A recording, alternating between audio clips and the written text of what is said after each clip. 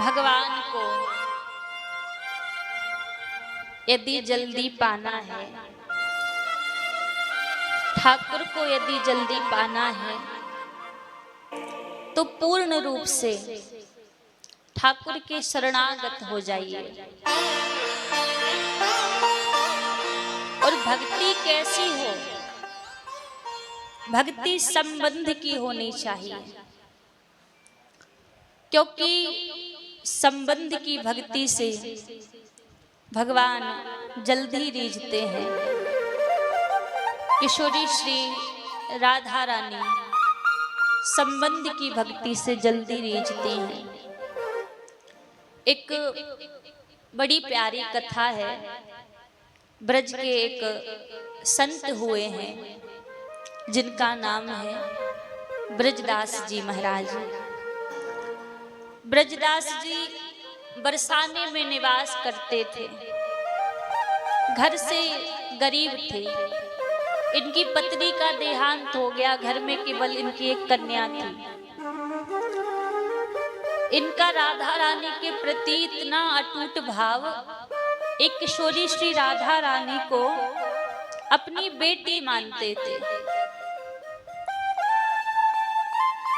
इतना प्रेम करते राधा रानी से, हमेशा यही विनती करते कि हे स्वामिनी जी, आज मेरे मन में जो भाव है आपके प्रति, ये भाव हमेशा बना रहे।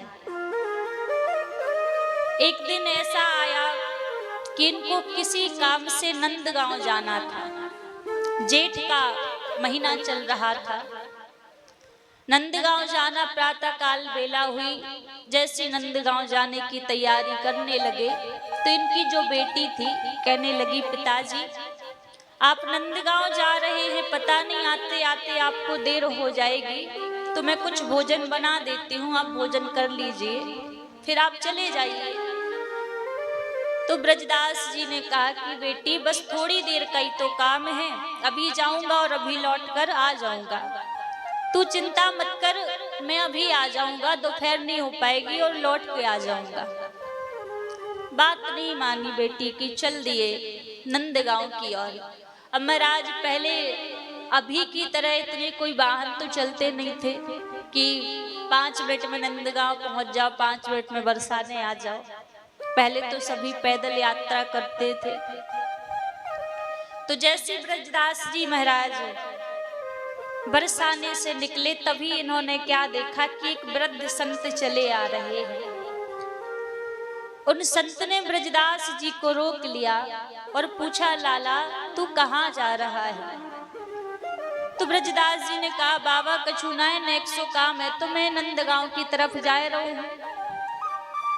जैसी कहा तो संत बोले कि देख बेटा, मुझे भी नंदगांव जाना है, अब मैं तो इतना वृद्ध हूँ कि अकेला चल नहीं सकता, तू वहां तक जा रहा है तो थोड़ा सा मुझे भी सहारा दे दे, तेरे संग में मैं भी चला जाऊंगा। तो ब्रजदास तो महाराज संतों की सेवा में हमेशा तत्पर रहते थे। तो कह दिया ठीक है। अभी तो पता नहीं था वृद्ध संत के संग चले जा रहे हैं। जितना समय ब्रजदास को आने और जाने में लगता नंदगांव से, उतना केवल बरसाने से नंदगांव तक पहुंचने में समय लग गया। उतना समय जैसे ही लग गया, जब देखा कि नंदगांव पहुंचे, संत को आश्रम में छोड़ दिया। अब जैसे संत को आश्रम में छोड़ दिया तो संत ने कहा, बेटा देख, तू प्रातः काल से निकला है और अभी तक भोजन पानी पता नहीं तूने किया है या नहीं, अब यहाँ तक आया है तो हमारे आश्रम चल और जाके थोड़ा सा प्रसाद पा ले। तो ब्रजदास जी ने कहा कि बाबा क्षमा करियो, मैं या गाँव को प्रसाद ना पा सकूं, प्रसाद की बात तो दूर की है, मैं पानी भी ना पी सकूं। तो संत ने कहा, ऐसी कहा बात है? तो ब्रजदास बोले कि बाबा आपके या गाँव में हमारी एक बिटिया ब्याही है। तो संत ने सोचा कि शायद होगी किसी की कन्या जिसका विवाह हुआ होगा। तो कहा, अच्छा किसके घर में ब्याही है? तो ब्रजदास जी ने कहा, अरे वो नंद के घर में ब्याही है। तो महाराज जैसी संत ने सुना, सुन के रह गए। कितना अटूट भाव राधा रानी के प्रति, कि नंदगांव का जल भी नहीं पिया। संत ने बहुत हट की लेकिन जल भी नहीं पिया। वहां से जो थोड़ा सा काम था नंदगांव में उस काम को किया और जैसे लौटने लगे तो महाराज जेठ का महीना कड़क दोपहर में जैसे चल दिए। तो जैसे चले जा रहे थे रास्ते में इतनी प्यास लगी कि एक कदम चलना भी अब मुश्किल पड़ गया। अब इनको लगने लगा कि आज तो मुझे लग रहा है कि अब मैं जीवित नहीं रह पाऊंगा। थोड़ी दूर आगे चले एक पेड़ के नीचे बैठ गए और जैसे एक पेड़ के नीचे बैठे तो वही स्वामिनी जी के चरणों में प्रणाम किया कि हे लाडली जी, मैं आपके चरणों में बारंबार प्रणाम करता हूँ और मुझे लगता है कि शायद ये मेरा आपके लिए आखिरी प्रणाम होगा, मैं अब जीवित नहीं रह पाऊंगा। प्रणाम किया राधा रानी को। यहाँ राधा रानी के महलों में 56 प्रकार का भोग लग रहा था। ठाकुर जी दौड़े दौड़े बरसाने पहुंचे और राधा रानी से कहा कि अरे आप तो यहाँ 56 प्रकार के भोग में मस्त हो रही हो। तो राधा रानी ने कहा अरे केशव क्या बात है, ऐसे क्यों कह रहे हैं आप। तो ठाकुर जी बोले कि हे लाडली जू, यहाँ 56 प्रकार के भोग में मस्त हो रही आप, वहां नंदगांव की गैल में पड़ो तुम्हारो बाप। अब जैसी का राधा रानी बोली मेरे पिताजी। तो ठाकुर जी बोले अरे वही ब्रजदास जी, वह आपको बेटी मानते हैं और नंदगांव गए थे तो दोपहर हो गई, पानी भी नहीं पिया है। अब यदि थोड़ी सी देर और हो गई तो अपने प्राण त्याग देंगे।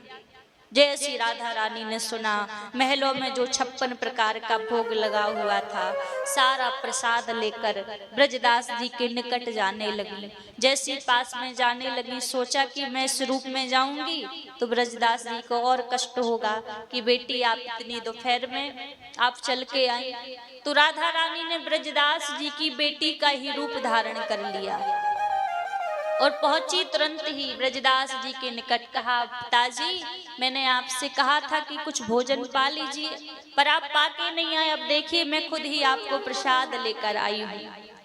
तो जितना प्रसाद महलों में लगा था सारा प्रसाद का भोग आज राधा रानी ने ब्रजदास जी के लिए पवा दिया। और यहाँ राधा रानी कहती हैं पिताजी आप साँझ के समय आ जाइएगा, मैं जाती हूँ, घर में कुछ मेहमान आए हैं। अब महाराज घर में मेहमान कौन आए हैं? मेहमान नंदगांव से ठाकुर जी आए हैं बरसाने में, इसलिए कह दिया घर में मेहमान आए हैं तो मैं जा रही हूँ।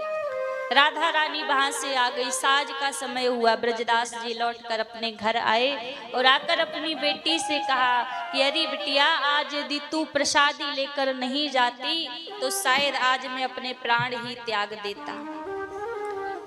तो इनकी बेटी ने कहा पिताजी मैं कब गई प्रसाद लेके, मैं तो कहीं गई नहीं। तो ब्रजदास जी बोले अरे तू ही तो आई थी। पर जैसी कहा कि तू ही तो आई थी और देख ये वस्त्र है, इस वस्त्र में तू भोजन लेके आई थी, ये थाली है, इस थाली में तूने 56 प्रकार का भोजन मुझे दिया था। तो ब्रजदास जी की बेटी बोली पिताजी मैं तो गई नहीं, आप क्या कहते हो, मैं तो आई भी नहीं। अब तो ब्रजदास जी को बड़ा कष्ट हुआ कि जब मेरी बेटी नहीं गई तो कौन गया था।